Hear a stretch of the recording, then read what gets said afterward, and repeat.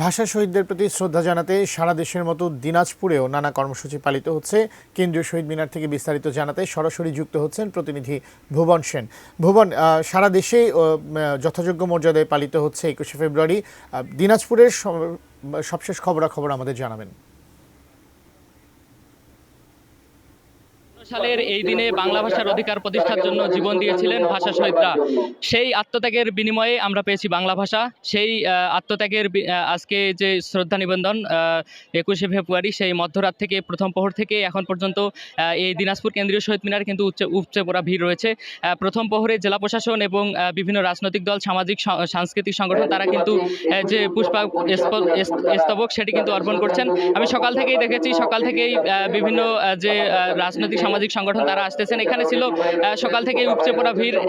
এইমাত্র এখানে জেলা বিএনপির যারা নেতৃবৃন্দ তারা কিন্তু এই শহীদ মিনারে পুষ্পস্তবক অর্পণ করলেন এবং শুধু তারাই নয়, শুধু পরিবার পরিজন নিয়ে অনেকেই আসছেন এখানে পুষ্পস্তবক অর্পণ করতে। তারা একটি কথা বলছেন যে আগামী যে তরুণ প্রজন্ম তাদেরকে এই বাংলা ভাষার যে ইতিহাস, সেই ইতিহাস জানাতে তারা তাদের সন্তানদের নিয়ে আসতেছেন এবং এখানে যারা তরুণ প্রজন্ম আছেন তারাও কিন্তু এই বাংলা ভাষার ইতিহাসের সাক্ষ্য হিসাবে এই বাংলা ভাষার যে শহীদ তাদের শ্রদ্ধা নিবেদনের জন্য তারা কিন্তু এখানে এসেছেন।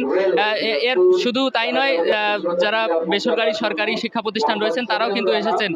তাদের একটি মূল মন্ত্র ছিল যে ভাষা শহীদদের ইতিহাস, এই ইতিহাসগুলো জানাতে, তরুণ প্রজন্মকে জানিয়ে দিতে তারা এই শ্রদ্ধা নিবেদন তারা করছেন। শুধু শ্রদ্ধা নিবেদনই নয়, প্রভাত ফেরি ছিল এবং নানা অনুষ্ঠানের মাধ্যমে কিন্তু আজকের এই 21শে ফেব্রুয়ারি পালন হচ্ছে। দীপ, দিনাজপুর থেকে এই ছিল আমার কাছে সর্বশেষ।